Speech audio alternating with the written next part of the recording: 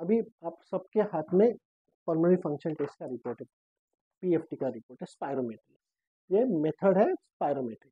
वैसे lung function कैसे कैसे चेक कर सकते हैं? एक सिंपल पीक फ्लोमीटर, उससे PFR peak expiratory flow rate समझ में आता है।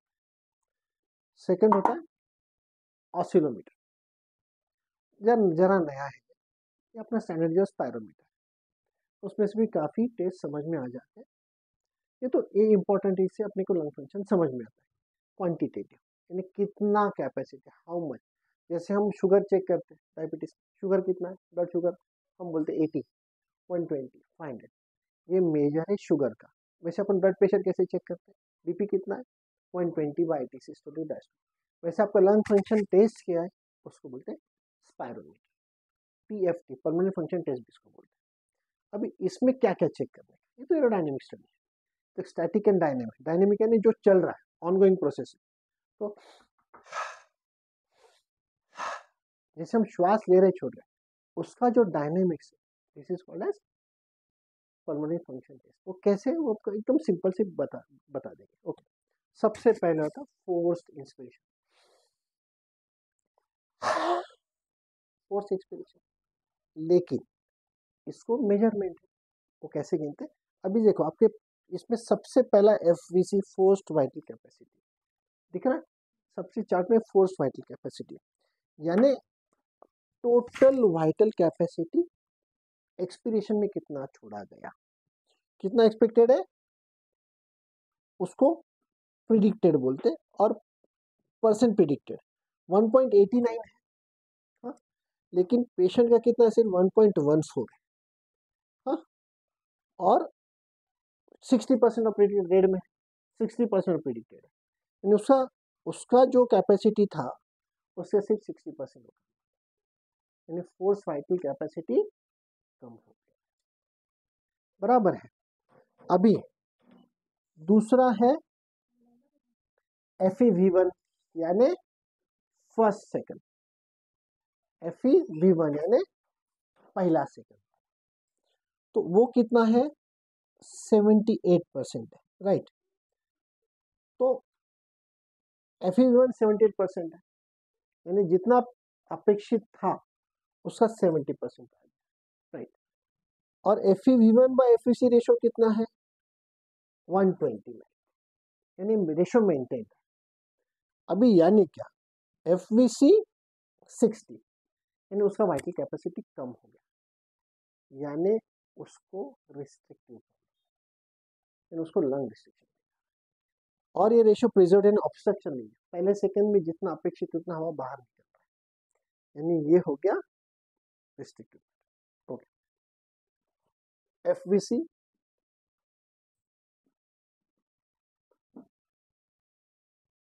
रिड्यूस्ड और FEV1/FVC रेशो अराउंड 100 मेंटेन, तो ये हो गया रिस्ट्रिक्टिव। ओके, अभी what are the causes of restriction, interstitial lung disease, या फिर लंग फाइब्रोसिस, या फिर कुछ तो भी ऐसा कि जहाँ पे ऑब्स्ट्रक्शन नहीं है। अभी ऑब्स्ट्रक्शन कहाँ है, अस्थमा में, COPD में। तो इसमें क्या होगा कि FVC ठीक ठाक रहेगा, नियर नॉर्मल रहेगा, लेकिन FEV1/FVC रेशो कम रहेगा, रिड्यूस, ये सबसे पहली बात। और दिस इज प्री, और पोस्ट में FEV1/FVC रेशो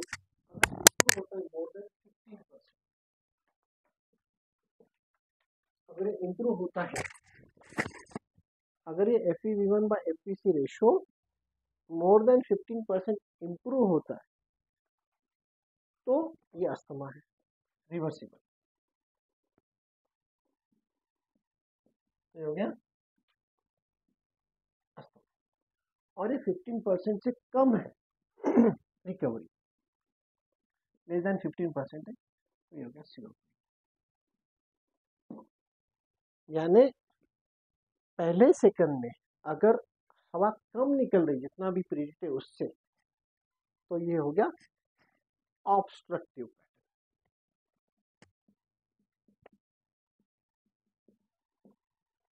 यानी the main difference between obstruction and restriction is, obstruction में रेशो कम हो जाता है और रिस्ट्रिक्शन में रेशो नॉर्मल है। ऑब्स्ट्रक्शन में और रिस्ट्रिक्शन, तो ऑब्स्ट्रक्शन में सबसे पहला क्या है, FeV1 बाय FVC जो रेशो है ये रिड्यूस हो गया, इसमें मेंटेन है, ratio maintain, ratio more than 80 सबसे पहली बात। अब इसके कॉजेज क्या है, पहले अस्थमा है, मेनली COPD, यहाँ पे मेन और भी बहुत से वजह, ILD, प्लूरल फाइब्रोसिस या फिर प्लूरल थिकनिंग और बहुत सी वजह।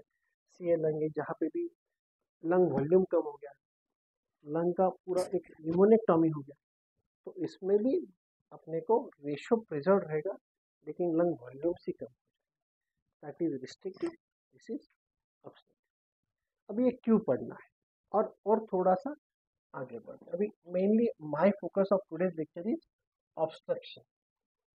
अगर आप ठीक से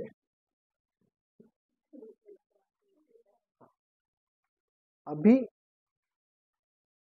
ठीक से पढ़ा तो उसमें एक लाइन है FEF25/75। Now what is this FEF25/75? ये बहुत इंपॉर्टेंट है और ये आप because now asthma is a new chapter of asthma is small air medicine. What is FEF25/75? If you start from mouth, then trachea, then right main bronchus and left main bronchus, then right upper lobe, middle lobe, lower lobe, then right upper lobe, lingula and lower lobe, and then 10 bronchopulmonary segment on each side, 10 on each side, and then there are 19 to 23 divisions till alveoli, till terminal bronchial, then respiratory bronchial,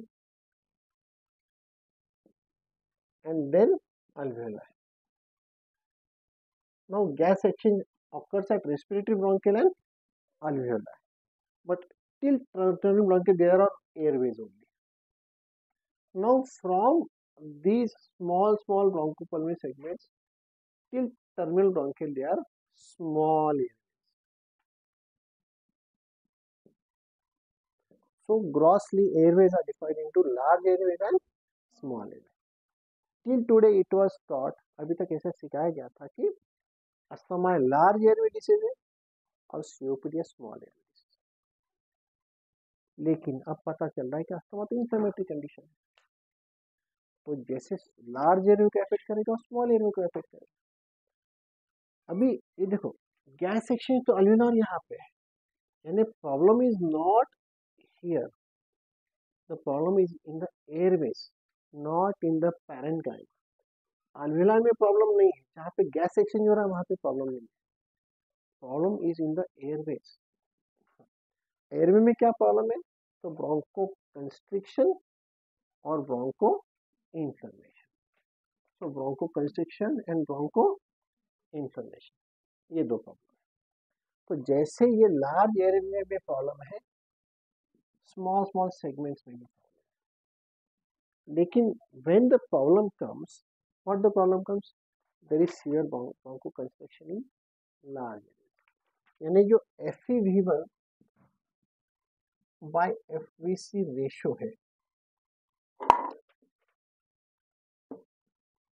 ये कम हो गया, obstruction है। लेकिन अगर आप अभी FEF25/75 समझो तो ये अपर एयरवे हो गया, तो पहले 25% हो गया, यहाँ फ्रॉम रेस्पिरेटरी ब्रोंकियल टिल अल्वेलाई ये बात का 25, यानी अगर आप ठीक से समझो इस पूरे एयरवे स्ट्रक्चर को 0, 25, 75, 100 ऐसे पकड़ा तो ये हो गया अपर एयरवेज 0 to 25, ये 25 to 75 हो गया स्मॉल एयरवे, और 75 to 100 हो गया अल्वियोलाई।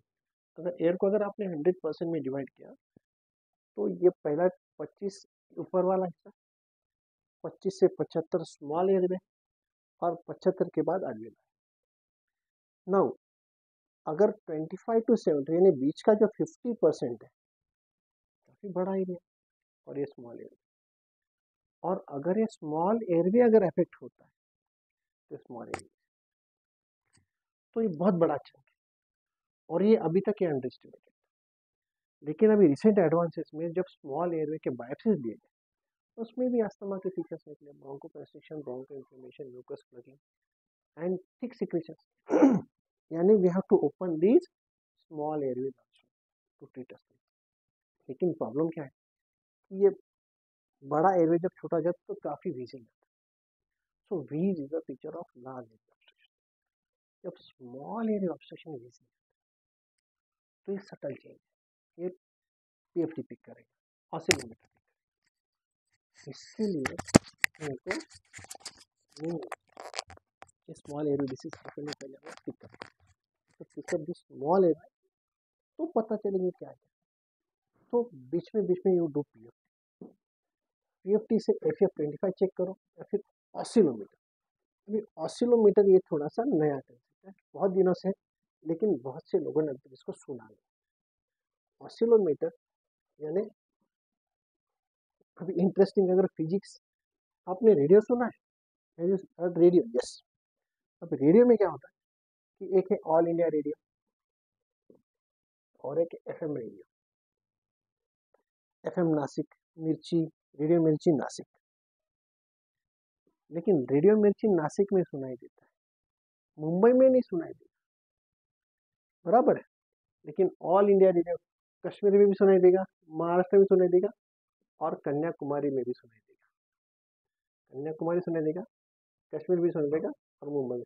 वही why it is like this, ये फ्रीक्वेंसी का खेल है।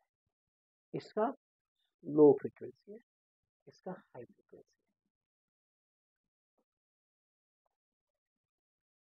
धीरे चलोगे लंबा चलोगे, तेज चलोगे हरिद्वार मिलोगे। तो फास्ट चलेंगे तो कम चल पाएंगे, इसके लिए ये हाई फ्रीक्वेंसी कम डिस्टेंस, और ये लो फ्रीक्वेंसी ज्यादा डिस्टेंस। ये मेन फर्क है। अपना एयरवे का जो हर्ट्स है वो 7 to 12 के बीच में है। एयरवे का जो फ्रीक्वेंसी है 7 to 12 के बीच में है। अगर हमने इधर एक्सटेंसिव 5 लिया और इधर 20 लिया तो 5 हो गया लो फ्रीक्वेंसी, ये हो गया हाई फ्रीक्वेंसी। अभी 5 अंदर तक जाएगा, स्मॉल एयरवे तक जाएगा, लंबा जाएगा, और 20 अपर एयरवे या फिर लार्ज एयरवे जाएगा। यानी अगर 5 के आगे थोड़ा सा प्रॉब्लम है तो स्मॉल एयरवे डिसीज है, और 20 के आसपास प्रॉब्लम है तो लार्ज एयरवे, और दोनों में प्रॉब्लम है तो मिक्स्ड एयरवे। तो बहुत बार क्या होता है कि अस्थमा में FeV1 तो क्लियर हो गया, लेकिन FF25 75 अभी भी इम्प्रूव नहीं, यानी लार्ज एयरवे ऑब्स्ट्रक्शन तो क्लियर हो गया, स्मॉल एयरवे ऑब्स्ट्रक्शन अभी भी बाकी है, उसके लिए भी ट्रीटमेंट लेना है, यानी अस्थमा का ट्रीटमेंट कंटिन्यू करना है। पेशेंट बोलता है डॉक्टर साहब मुझे तो ठीक लग रहा है, वीजिंग भी चला गया, आपके पीएफटी में FeV1 भी ठीक है, तो why should I continue medicine. तो हमने उसको डॉक्यूमेंट करके देना है कि भाई FF25 अभी भी स्मॉल एयरवे डिसीज है, और still there is ongoing inflammation of your airways, you have to finish the treatment, यानी इनहेल्ड कॉर्टिकोस्टेरॉइड और ब्रोंकोडायलेटर एसओएस ये लेना ही है टिल FF25 आपका इम्प्रूव पूरा नॉर्मल हो। अभी दूसरी भी बात है पहले समझो FF25 और 60 था, और पोस्ट ब्रोंकोडायलेटर 80 हो गया, 60 का पोस्ट ब्रोंकोडायलेटर 80 हो गया, and still he is responding to bronchodilation, उसको लग रहा है उसको अभी भी ट्रीटमेंट लेना है। सो नाउ अगर इसका एक फनी अगर शॉर्ट फॉर्म निकाले तो नाउ ब्रोंकियल अस्थमा पहले से था लार्ज एयरवे डिसीज, अभी हो गया स्मॉल एयरवे डिसीज। तो अस्थमा सैड हो गया, तो अस्थमा का नया फॉर्म है स्मॉल एयरवे डिसीज। लेकिन अगर ये अच्छा हो गया तो ये हो गया हैप्पी। तो this is sad asthma, if you pick up patient will become happy. लेकिन अगर ये सैड स्मॉल एयरवे डिसीज अगर पिकअप नहीं हुआ तो patient will not be happy, patient को भी जाते रहेगी और इंटरमीडिएट वो क्रॉनिसिटी में चला गया। और वी ऑल नो अगर क्रॉनिक इन्फ्लेमेशन अगर है तो it leads to remodelling, reshaping, destruction of airways and fibrosis and restrictive lungs. इसके लिए क्रॉनिक सिटी में अगर अस्थमा जाता है तो patient will and up in problem. Asthma is a reversible condition, reversible यानी पूर्ववत हो सकता है अगर early diagnose, early treatment. COPD unfortunately is very common in smokers, but there is non-smoker COPD also. चूल्हा में काम करते हैं, पोल्यूशन है, ट्रैफिक हवालदार से, वो तो कंटिन्यूस पोल्यूशन है, उनको भी COPD होता है। तो COPD is a not a reversible condition, but asthma is completely reversible condition if diagnosed early, treated early. लेकिन अगर अस्थमा क्रॉनिक सिटी में चला जाए तो फिर इट विल बी इरिवर्सिबल। और स्टिफनिंग ऑफ एयरवे, एयरवे का जो म्यूकोसा रिपीटेड इन्फ्लेमेशन की वजह से क्या हो जाएगा, डिस्ट्रक्शन ऑफ फाइब्रोसिस। अभी अस्थमा अगर रिवीजन करें तो इट इज फर्स्ट इन्फ्लेमेशन और वो है एलर्जिक रिएक्शन। तो अगेन ट्रिगर कंट्रोल तो करना ही है, लेकिन बहुत से ट्रिगर कंट्रोल में नहीं आते, लोगों को पता ही नहीं चलता कि ट्रिगर क्या है, किस वजह से अस्थमा हुआ।